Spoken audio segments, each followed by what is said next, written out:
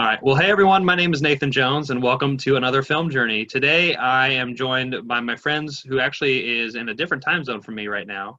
Film blogger Sam, how are you doing? I'm doing pretty well, Nathan. How are you doing? I'm doing great. It's just got to afternoon for me. What about you? It's 20 to 7 in the evening here in the UK.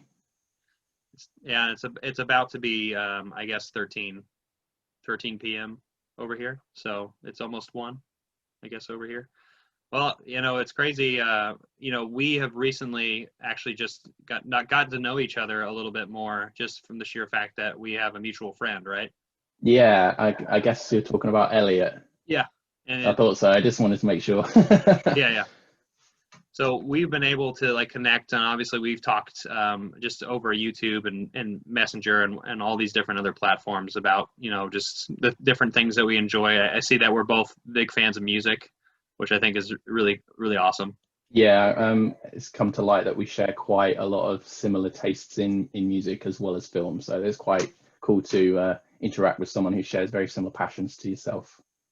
Right. There's very few of us who like metal, and and it's really nice to when I can find somebody else who enjoys the finer things in life, in my opinion. So yeah. For sure, for sure. So you know what we're doing today, right?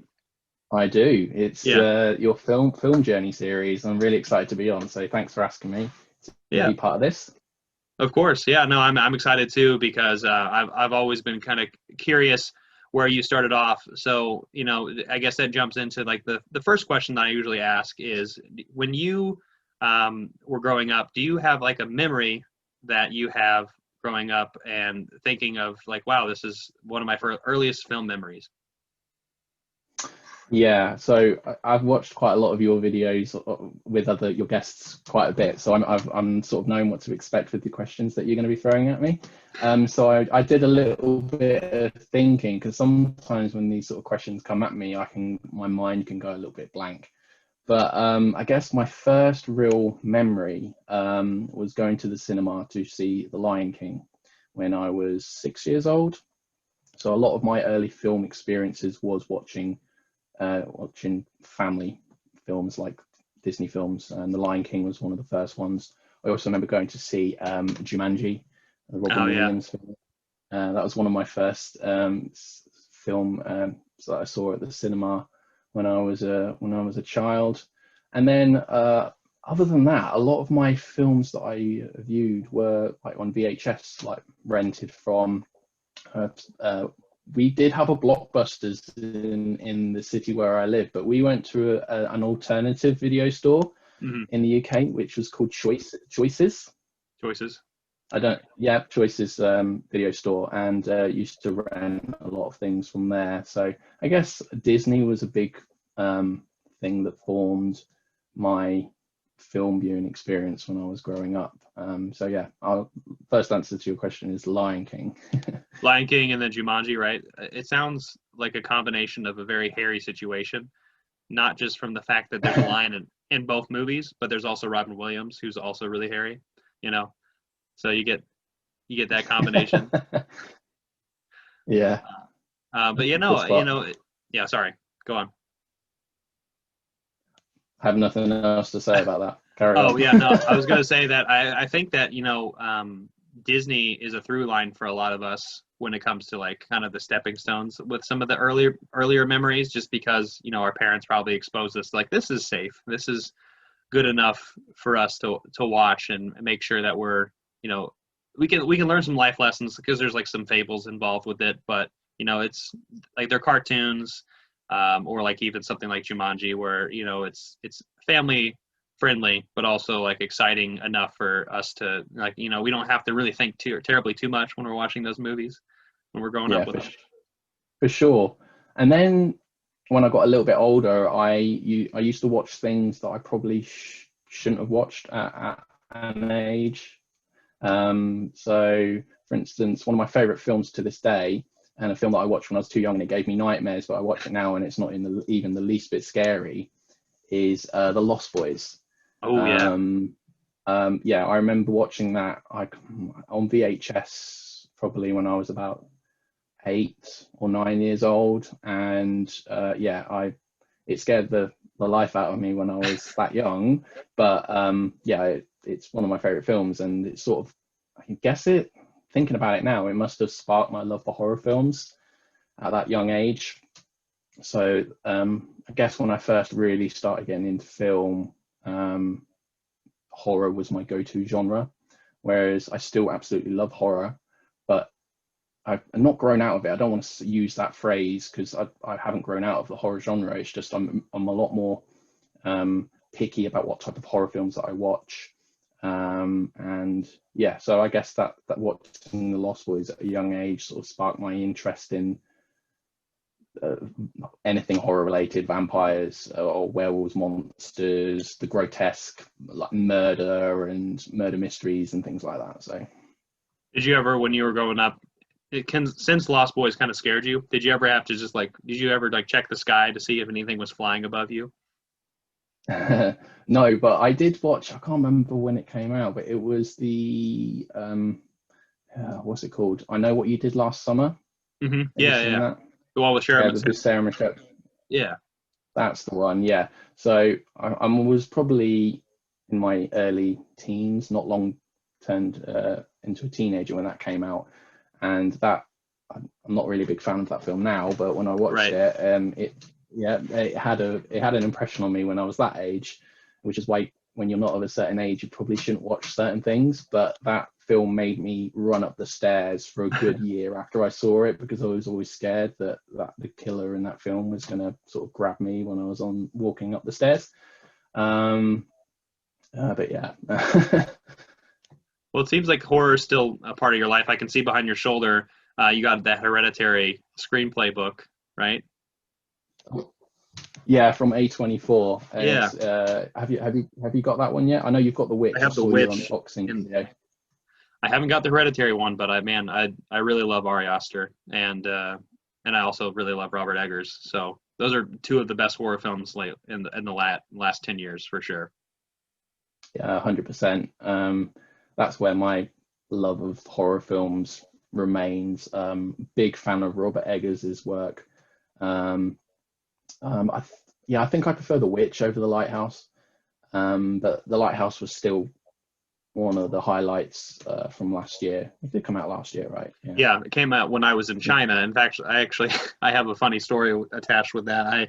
I remember, because I love The Witch so much, I remember going to the theater and having such a visceral experience with it.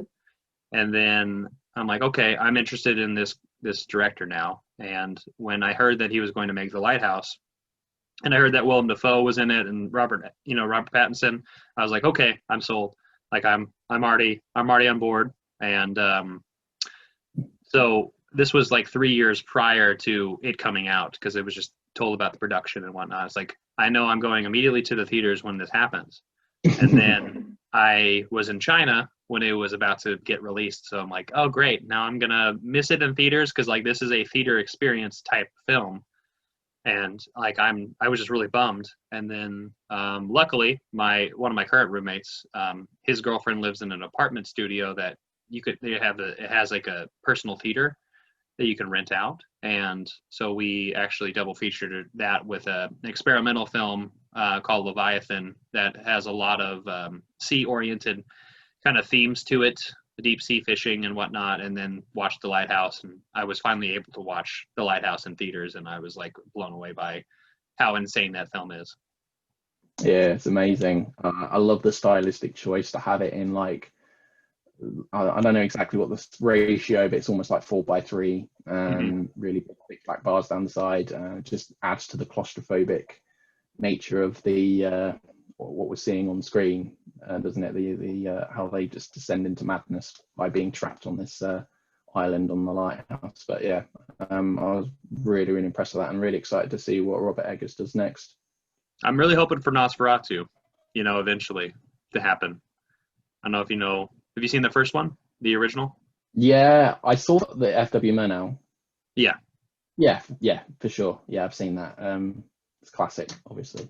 But yeah, I saw on Letterboxd ages ago there was Robert Eggers sort of linked up to a Nosferatu film, and I think if that does ever get made, it could be something quite special. So we'll have to see what happens with that. Right. Well, I know he's doing something else at the moment, with, I think, some kind of Scandinavian type film. I want to say with some kind. That's all I remember. But I'm sure I'm going to watch that. But Nosferatu would be a nice treat. Yeah, that film that you're referencing, I've seen some of the that Robert Eggers is making. Yeah. I've seen some of the aerial footage of the sets that they're building in somewhere in Scandinavia. It looks quite impressive. So yeah, I'm really excited. So on the subject of horror, I can kind of see where this next question might lead you to. But when did you realize that you were obsessed with film? Like, you had those early memories of like horror films and like maybe Disney films. Was there like a particular film or a certain time in your life that you remembered like, okay, this is something like I really, really enjoy and I'm going to start being obsessed with this? I've been through a few stages of being obsessed with film. So there was a period I'd say, from the age of about 17 to about 21, 22, where pretty much all I did was watch films. I would spend any money that I earned or received from my parents and go to the local sort of, we could have HMV in the UK. They're pretty much all shut down now, but they used to have brick and mortar stores here. And I used to go to places like that and just browse all the DVDs and sections and stuff and spend most of my money on films and spend hours in my room alone because I was quite an introverted child, watching films and escaping in all these fantastic worlds and just learning more about the world we live in and different cultures and things through watching these films. And so I did quite early on adopt like a fascination with a foreign cinema quite early on. I never had a problem watching subtitles from the get-go, really. But yeah, I'd say from about 17 to 21. 17, I was super into like Star Wars. I still really enjoy Star Wars to this day, but that was like the peak of my Star Wars fandom. I must have watched The Empire Strikes Back about 50 times. But then that sort of sparked me to, when I was like researching online or whatnot about various different new films to watch, I come across things like the IMDb top 250 list, which is not a list that you should really base what a great film is on. Yeah. But it's a good starting point for someone who's into cinema to at least use that list as a guideline to know what sort of films are out there and where to sort of direct your viewing habits, at least at the beginning of your film journey. That's what I did anyway. I sort of looked at those lists and was like, oh, lots of people think this is really good and I've never heard of it. I'm going to go to my local DVD store and buy it and watch it because people hold it in high regard and I've never seen it. So I did that a lot. So getting back onto when I first got into film, so from about 17 to 21, I was super into film then. And then my interests moved more towards music. I still love music now, but I was pretty much all of my spare time was spent listening to music, on exploring more music and just delving into all these crazy bands that I was listening to in my youth. That not a lot of other people who were in my sort of social circles were into. I felt very not alone or isolated, but I couldn't share my passion of these various different sort of extreme bands or very weird and wonderful bands that weren't played on the radio with other people. Then I got really, really into music. And then it was about 3 or 4 years ago where through all this time I was still watching films, but I wasn't. They were mainly sort of major releases and the odd sort of world cinema thing I'd pick up or I'll catch on something. And then it was about 3 or 4 years ago that I don't even know what it is that sparked it, but I just had something made me just want to pick up all these Blu-rays and explore all these films I hadn't seen before. I think social media and things like YouTube has had a played a big part in that by watching content creators sort of talk about and review films and share their experiences and things. It's exactly like what we're doing now, and just Right. just talking about things in general. And then in that space of time, I've sort of built up like, this is just one bookshelf. I have another Right. one over here. I have another one here, which I feel the is same way. films as well. And and it's my deepest passion. I absolutely love film, so much so that I'm going to in a few weeks start to do my master's in film studies. Oh, excellent. Yeah, so I've been just sort of inspired by just my love of film in general to actually pursue it academically. And we'll see how that goes. Yeah, good luck. I'm really excited, but at the same time quite nervous to start it. So as I said, my career at the moment is I'm a scientist in healthcare, and I really enjoy that job. But my true passion lies in film, and to some extent in television as an extension, because of how cinematic and filmic some TV can be these days. Right. For instance, I can see you've got that great box set of Game of Thrones right above you. Yeah, it's a great box set. Yeah, it was a bit too pricey for me to pick that one up. It is. Yeah, I definitely felt a foot in my mouth when I purchased it. I'm like, should I be doing this? But no, I totally understand what you were talking about with the cinematic quality of television right now. Yeah. I mean, there have been instances in the past where TV has sort of transcended what TV typically is. You have things like one of my favorite TV shows, Twin Peaks, in the 90s, sort of revolutionized television. And then you have things like The Sopranos and The Wire, and more recently things like Breaking Bad and Game of Thrones extend beyond what normal or formulaic TV can be. But yeah, I just went off on a complete tangent there. I do that quite a lot when I talk about things like this, because I just have so many thoughts running through my head because I'm so passionate about it all. Yeah, I think that answers your question in some sort of way. Like, I can't even remember what the original question was now. Oh, just asking where it shifted, and you kind of began where it shifted from, like, maybe you'd watch films in the past and then eventually became an obsession. You know, your journey sounds remarkably like mine. Very, very similar to mine. Just the fact that when you were 17 to 21, kind of like you were watching, you know, maybe those IMDb top 250 films, kind of just exploring, like, oh, well, I'm going to look at some David Fincher films because people are saying this is really good stuff. And so, like, you know, that would be like, that's the same experience that I had.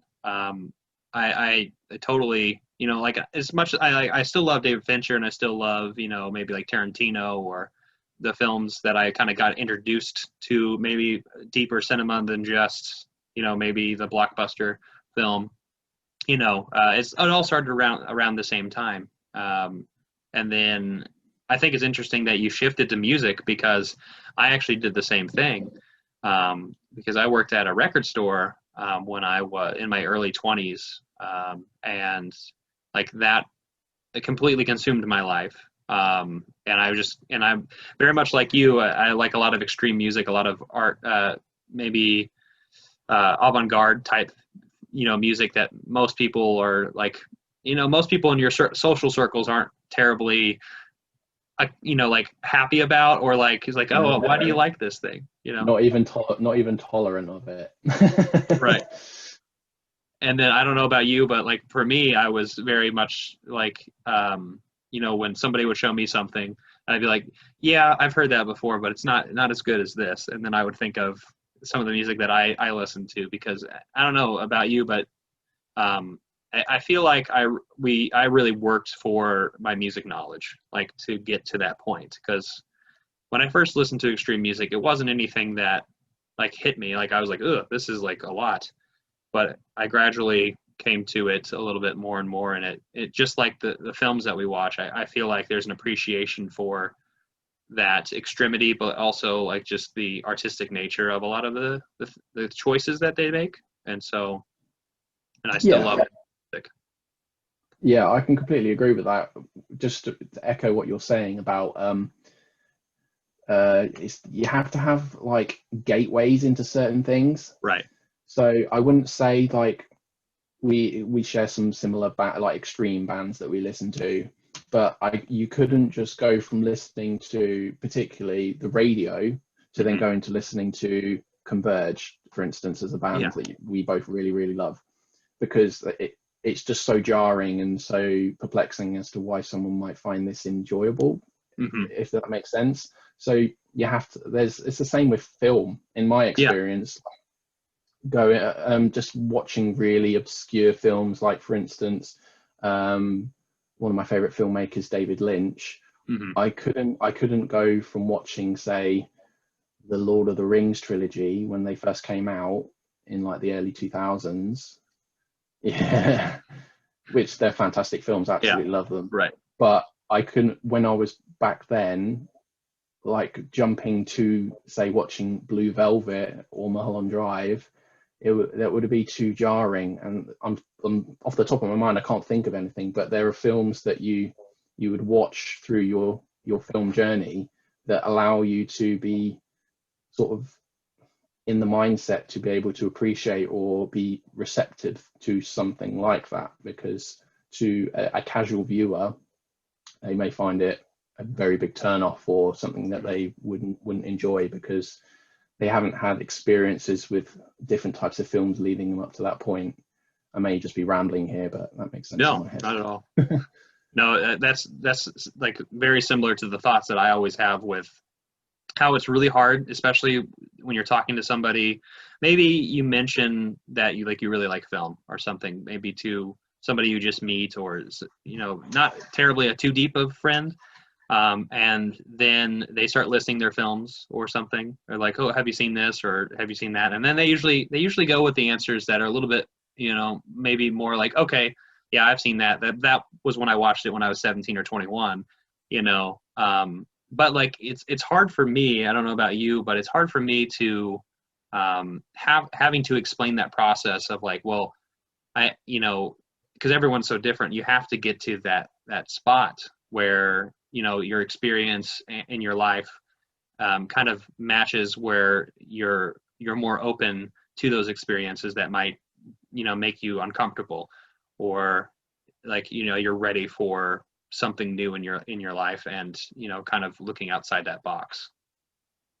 Yeah, so when you get to a certain age, you have more of an emotional depth to be able to appreciate things, and when you've been experienced more things like different styles of filmmaking, for instance, or music, they may appeal to you at different parts of your life and stuff. So it's almost like an education, like our film journeys. Like you start off not knowing very much, and then 10 years later, you still don't really know much more than when you started, because there's so much to know and learn about film.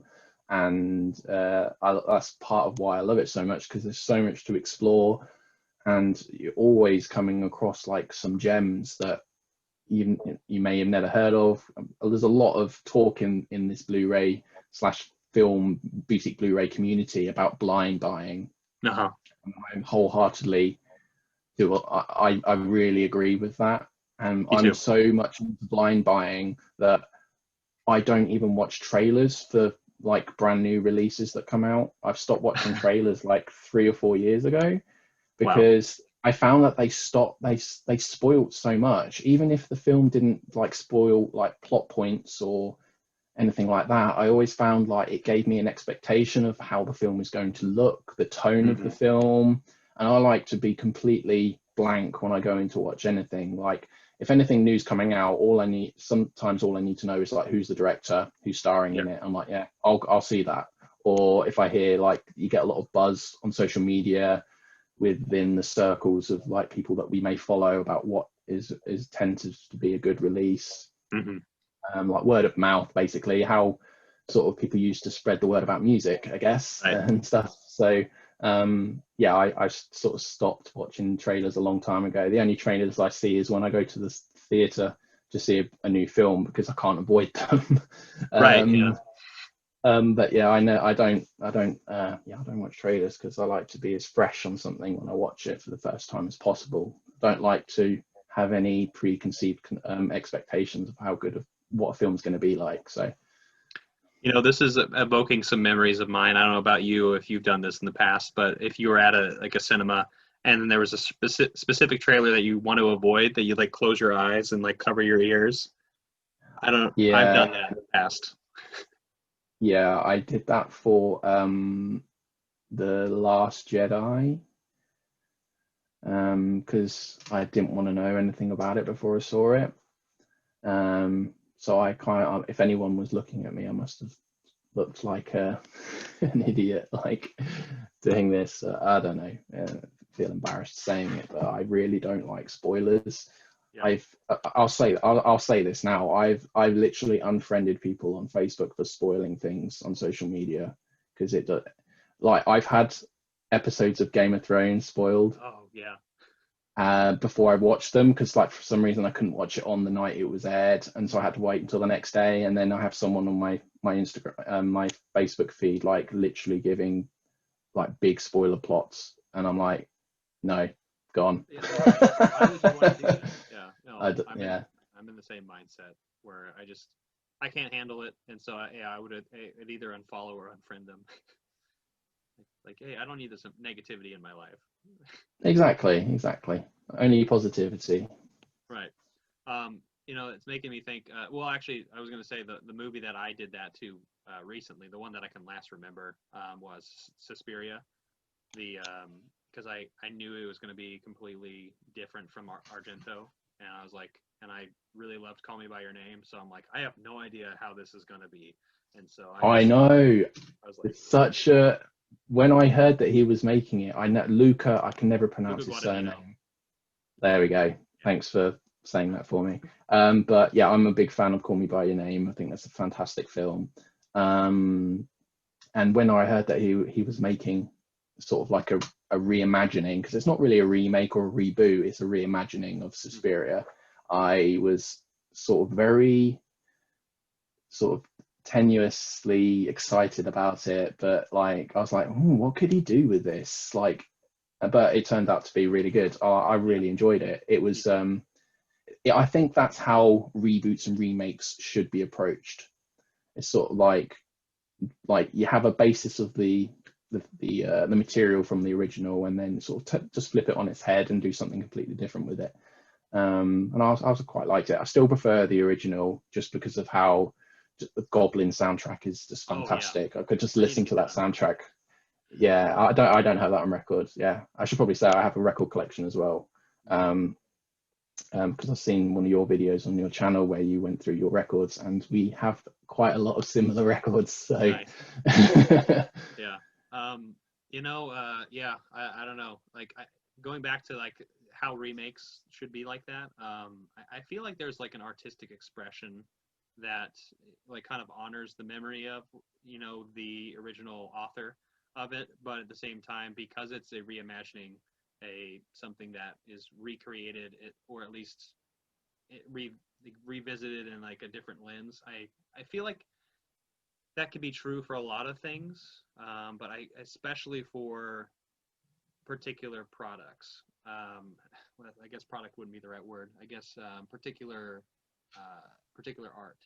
So like Suspiria, I feel like is a film that like oh, this would be interesting. Like you could remake or reimagine something like that, but you couldn't do something like I don't know, some kind of like superhero film, or like reimagine it like the 1990s Captain America, like is very different from the Captain America we know from the films, and there's like a level of like who's involved with the film, like who is in creative control of it, how are they accessing with the person who is the original source of the material. So like Call Me by Your Name, for that particular film, like obviously that's an adaptation of the novel, and I read the novel after the fact, and I really appreciate both.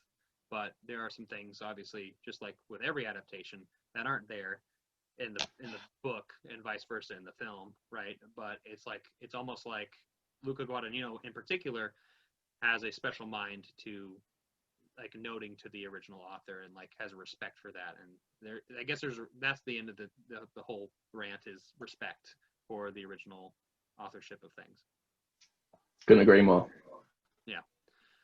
So I guess naturally what this would go to next is what are you currently watching right now, since you kind of went through your phases? Okay. I'm really deep into Giallo at the moment. Really enjoying that. I've got a stack of Giallo films that I'm waiting to watch in October, because I like to have a selection of films ready for like the Halloween season and things like that. It may seem silly, but I really enjoy watching sort of those types of films in that month. So I've also got some like Lucio Fulci films to watch. I've watched a few of his films recently.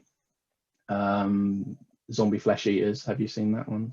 I've only seen The Beyond.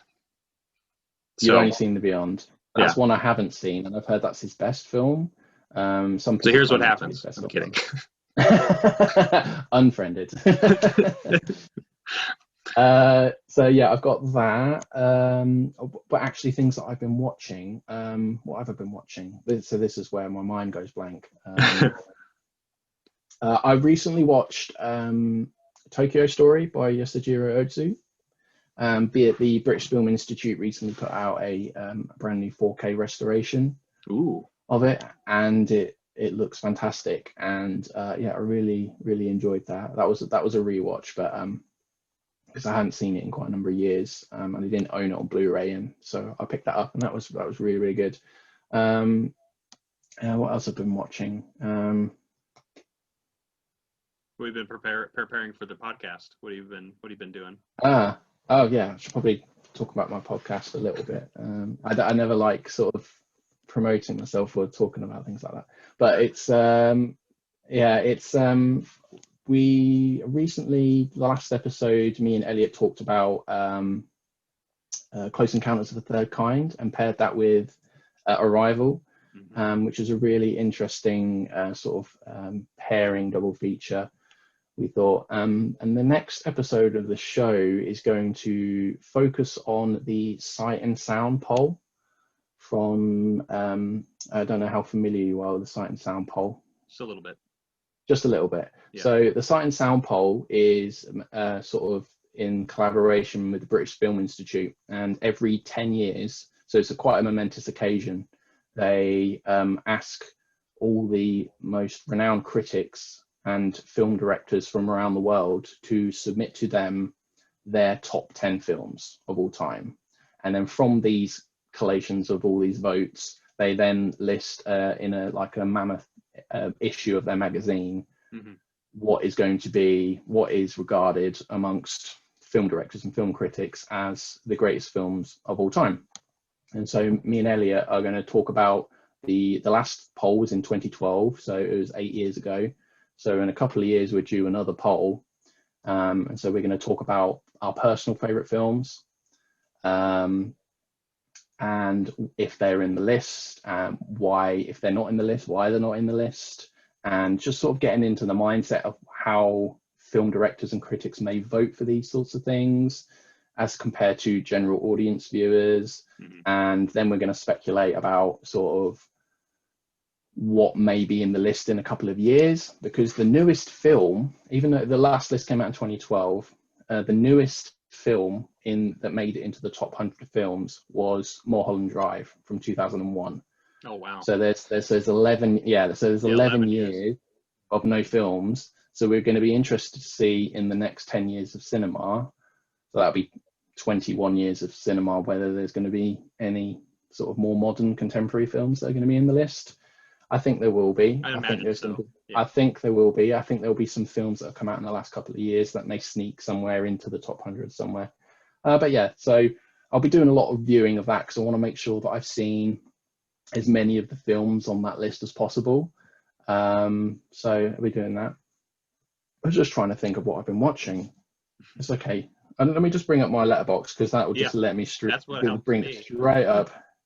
Let's go for this. So Oh, I watched a film starring what's her name? Oh my God, I'm terrible. Oh, Julie Christie, of course. Demon Seed. Have you seen that? I haven't seen Demon Seed. Mm-mm. Yeah, that wasn't good. I Warning, got it. really like Warning. Personally, it was from the H&B Premium collection, so I managed to pick up a few of those in the sale that they had a while ago, and I thought I'd shove that one on sort of as a preliminary sort of warm up film towards For October. October, because it's Yeah. sort of got like the themes in the films you could associate with horror. And I'm a big fan of Julie Christie. She's been in some fantastic films, like Don't Look Now, for instance, and she was in McCabe and Mrs. Miller, and she's an Academy Award winning actress, I believe. Yeah, and she's been nominated for a few. But yeah, that film wasn't great. It's very much a sort of robot gaining sentience and basically wanting to have life of its own, but it can't because it's a robot. And yeah, just stay away from that one personally, because I thought it was really, really badly executed. So that was that one. How could I forget? I've just recently started diving into Buster Keaton. Ooh. Yeah, so I mean, sorry. yes, old stone face. So I had seen a couple of Buster Keaton films before, and then for some reason I just didn't pick any more up. Even though I was super impressed with them. I do that with music as well, with bands. I'll get a few of their albums and I'll absolutely love them, and then they've got like a whole back catalogue, and for some reason I just don't delve into it. For some reason, I don't know. That's a whole side about something completely different. But I have the Eureka. I have all the Eureka box sets actually for the Buster Keaton stuff, so I've been delving into that, and I watched Sherlock Junior recently. Ooh, that's a good Have one. you seen that? Yeah. I Yeah, watched it on YouTube, actually. Oh, okay, sure, yeah. So There's a lot of films from back then that are free on YouTube, Mhm. and it blew me away. It's such a great film. Like, it has such a lot to. It was very much saying a lot about what the potential of cinema could be. There's a lot of there's hopefully, and this isn't spoiling it too much, but the film came out in like 1924. 1924. Yeah. Yeah, so it's almost it's almost 100 years old now. So and it's free on YouTube, so you've got no excuse for not watching it. It says me, who's only just watched it recently. But yeah, there's a scene where he's in the movie screen, and the scene keeps changing to different parts of the world, and that was thought was really interesting in how it was basically communicating that in movies and in film that you can be transported anywhere, and it was just fantastic, and the stunts that Buster Keaton pulls off are just jaw-dropping. He is insane. I don't know how he made so many films without like killing himself because he's crazy. I'm surprised he didn't kill himself either. Yeah, and yeah, so I'm really excited to watch some more of those because he's definitely up there. He's not as talked about as much as, say, like Charlie Chaplin, who I'm a big admirer of as well. Mm-hmm. But there's yeah, I really like in Buster Keaton films at the moment. So they've been fun. Yeah. Yeah. I recently, actually, speaking of Buster Keaton, I actually was, I ordered the latest box set of like Go West, and I think Our Hospitality is in those ones. It is, yeah. Battling Butler, maybe. Mm-hmm. Those are the three. I think Battling Butler's in the red case one. Okay. I'm still new to a lot of things that are not based in America, so but I'm just starting off, so I'm excited for more Buster Keaton myself because, like I said, like you said, actually, I also have not seen very many Buster Keaton films, like Sherlock Jr., The General, Three Ages. Like, those are the ones I've seen. That's pretty much about it. So, but yeah, the stunts that he does are like how. And, I know. But yeah, no, it's exciting. It's always interesting to kind of see where people are currently. Like obviously, like you kind of hinted at, where October's coming up, and so we're kind of queuing up for like the horror season. And I don't think it's corny at all. I think it's really awesome that we all kind of go into this mindset and mood that we're like, okay, the season's changing, so let's get into the terrifying things. And like Fulci is especially terrifying in particular, but like Argento, like you get, or like maybe I guess more of the Giallo films, you get more of that like black leather and lace and like kind of the greasy and gritty kind of stuff going on. That's really cool though. Yeah, I'm a big Giallo fan. I picked up the Forgotten Gialli set from I've not watched any of them yet. I've put them aside for October, but I'm really excited to delve into that, because I just think it's amazing that companies are able to get these films from the vaults and just they're basically lost to obscurity, and then they're able to restore them into like quality that us as film collectors and film lovers in general are able to just put it on in our homes and watch these films that otherwise we would never see them, and that so much love and care is put into them, and that's why I have so many films behind me, right? Because I love supporting these companies that do these restorations, and if we didn't buy these films, then they may not do all this fantastic work. So right. I like to put my money where what I'm passionate about, and I want to support the companies that are doing the stuff that I want to see.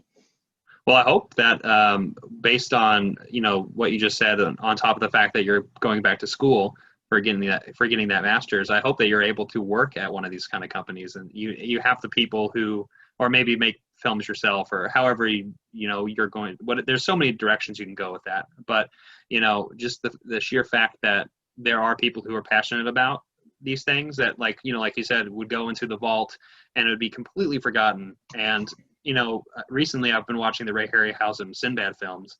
It's like, obviously I have a lot of maybe like my dad, or maybe some of my friends who are older, when these came out, they would give me like, I've been telling them I've been watching these movies, and like, really, you've been watching the claymation, kind of. Then they kind of say it in a way that was like, I watched that when I was a kid, and doesn't really like, those were fun, some of them are like, that was fun, nonsense or whatever, but it's just really cool that these films are like treated in such a way to where like they're getting restoration, or they're getting somebody who is maybe an expert in these fields to talk about it, or maybe the people who were involved in the making of the film, and like they're giving them second lives. And it's a good time to be alive is what I'm getting at, especially with film. For sure. Just quickly talking about like film restoration, that's something that really interests me. Have you seen or got the Criterion edition of Detour? Yeah, I do. I have it behind me. There's the stripes. Have you watched it? I watched it on the channel, actually. Do you remember when the channel kind of first started? And that was one of the like matinees that they showed. I don't know if they had that in the UK, but no, we don't have the Criterion channel in the UK. Yes, that is. I haven't seen it physically yet. That is one of the best examples of like film restoration bringing a film back from like being an utter mess. Like, so they had to work with so many different film materials and negatives and prints from different parts of the world. They had to use things that had like subtitles, like Spanish subtitles on it, and they had to like remove them. And it's like when you watch that, there's a fantastic little documentary on there about how they restored it. And and the film itself is absolutely amazing. It's like one of my favorite noirs. It's so good. I love the dialogue in it. It's just so noir. You can't get any more noir in terms of dialogue in that film. I just love it. But yeah, I'm really interested in film restoration. I wouldn't even know how you would even get into that sort of work. Right. Like, it's so niche, and you need so much expertise in it. But I'm interested to just learn about it and just watch documentaries on it more than anything. There's also a really good film. It's a documentary film called Dawson City Frozen Time. I've heard of it. Oh, it's amazing. You really need to check it out. It's released by Second Run Films. Are you aware of that label? Second Run? Mm-mm. Yeah. Okay. I know I think Second they're based. Sight. Yeah, it's Second Run. Second Okay, Sight's different. another label. Yeah, They're yeah. different labels. Um, but yeah, it's a great film about how these films from the 20s, these silent films, were basically discovered from a burial site in Canada, in Dawson City. They were left in the permafrost like over nearly 100 years ago, and then they were like some excavation was happening because they were building new houses or something somewhere, and they found miles and miles of film reels. And this documentary basically shows all these films like being restored and putting back together that were lost to obscurity, because Dawson was sort of at the end of the gold rush sort of towns, and like when the films were distributed there, they were left there. So that Hmm. when they ran out of space, they just buried them in the ground, which is just a tragedy, because some of these films are like completely lost. Like people knew about them, but there were just no copies of them left, and some of these films have been rediscovered. So I highly recommend getting that or watching that somewhere if you can, because just a mesmerizing film. Yeah, so I'm just rambling there. No, you're good. No, I'm excited to check it out. In fact, yeah, no, I've been watching a little bit more documentaries lately too, just on the filmmaking process, because I think it's something that when we were younger, I definitely wanted to watch the film first, but I wasn't really like super curious about like what went on behind the scenes. And I guess that's where like, my love of Ray Harryhausen right now, or earlier this year, I really liked Carol Zeman talking just about the different, ways to, shoot something, or like the creative ways that they would make something practical, or even like the restoration processes. Like it's I don't know, there's an unending amount of things that you can look at, and it's fascinating. Yeah, I agree. So what is your favorite film of all time? Ah, this is such a hard question. So my favorite film of all time is probably Mulholland Drive by David Lynch. Um, it depends what day you ask me on. That's the Right. first film that comes to mind. There are other films. If you're asking me like by genre, then I could probably give you a better answer, like what my favorite films are per genre. But if you say my all-time favorite film is Mulholland Drive, because it encompasses everything that I love about film. It has great cinematography, it has great acting, it has um, great music, it has a mystery to it. Has a very dreamlike feel to it. It's very otherworldly, and those are the sorts of things that I really enjoy in my films, and it does those things to the nth degree. And it's not the film I've watched the most. The films like Empire Strikes Back, which is a Right. film I love, but I wouldn't say it's my favorite film. But that's probably the film I've seen the most in my lifetime, and I can watch endlessly. Whereas a film like Mulholland Drive, I can't just put that on casually, because it's a film that you really need to be in the right mindset for. But yeah, Mulholland Drive is my answer. But there are other films that I could probably list, like The Big Lebowski by the Coen brothers is one of my very favorite films. That's a film that is an example of a film that I didn't really like that much on my first viewing. And I don't know why I do this, but there's films that I watch and I don't really enjoy them, and then something makes me want to watch them again to make Hmm. sure I didn't miss something. Every single time I watch it, it just gets better and better and better for some reason. I can't explain it.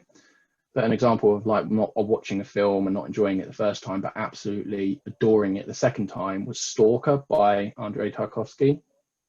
Have you seen Andrei Rublev?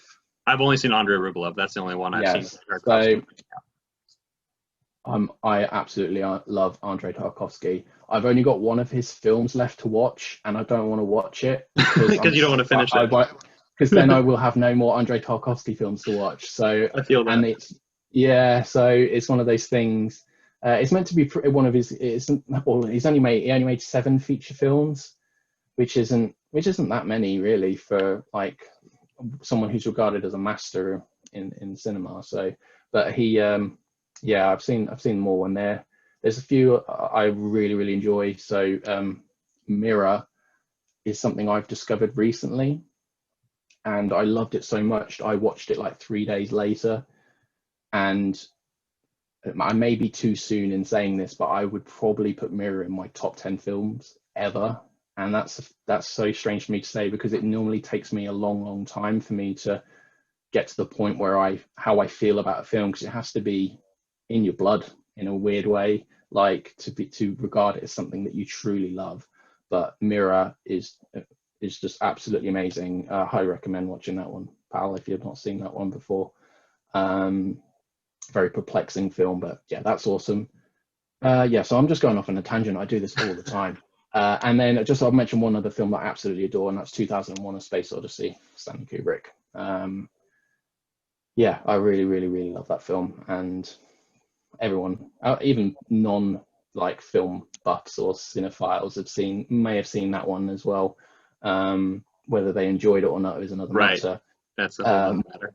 Yeah, but I love that film. It's a masterpiece, and yeah. So those are a selection of my favorite films for you. Well, those are good answers, because I mean, like you said, I think it all comes down to what day of the week, or what your mindset is with what you might like for the day or for that time period in your life. And I think that really does speak to, I mean, I'm sure I've had this, I've asked this question to a lot of the guests I've already had, and they've all had a hard time figuring out kind of what their favorite is. I have like my stock answer, and then I have like with like Mulholland Drive might be your stock answer, but depending on what you are feeling for that time, like it's really hard to like make a top 10 list or like of your favorite films of all time. It's like, well, this is kind of what it's like, but it really just depends on like when I get to it, and I think it's an ever evolving thing, and I think it's really cool. You hear me? Yeah, I can hear you. I was just scratching. Oh, gotcha. So anyway, so this I guess leads me currently to so what do movies mean to you overall? Movies mean everything to me. They're my biggest passion. They're my hobby. They're my like the biggest interest that I have, like outside of like personal relationships, like with my partner and friends and stuff. Like they mean to me more than anything, which is why I want to pursue it in an academic respect, because I just want to gain all the knowledge. I want all the knowledge. Give me the knowledge. All right, I'll send it in the link. Cheers, pal. And then yeah, so they mean everything. They make me understand more about the world. They give me insights into sort of communities and ways of life that I would never get if I didn't view these films. They're entertaining, so they're a way of escaping any issues you may have in your life. You can just put on like a comedy or a good action film or an adventure film, and just for a couple of hours just lose yourself in something and just get away from the world. But yeah, I'm just really interested in the artistic aspect of it as well. And yeah, so just to sum that up, they mean everything to me, and I want to at some point maybe shift my career into something that is something related into film. That's how passionate I am about it. And I don't think, because I can imagine some people may think doing what you love for like a hobby or to escape from things may taint your love for that. But for some reason, I just don't think. There are people that do it, and they just, the more they delve into it and learn more about it, the more love they have for it. And I think I'm one of these people that the more I study it, the more I watch, because I'm always watching films. I think when you had Chris on recently, he said that he watches like 5 or 6 films a week, something like that. Mm-hmm. That's about how many I tend to watch, unless I'm like off from work, on which I watch some more than that. I tend to watch that many. And yeah, I just can't get enough, and I keep buying all these films to my partner's dismay. Sometimes they've always got like something coming through the letterbox, but I'm just need to watch everything. But there's not enough time to watch everything, right?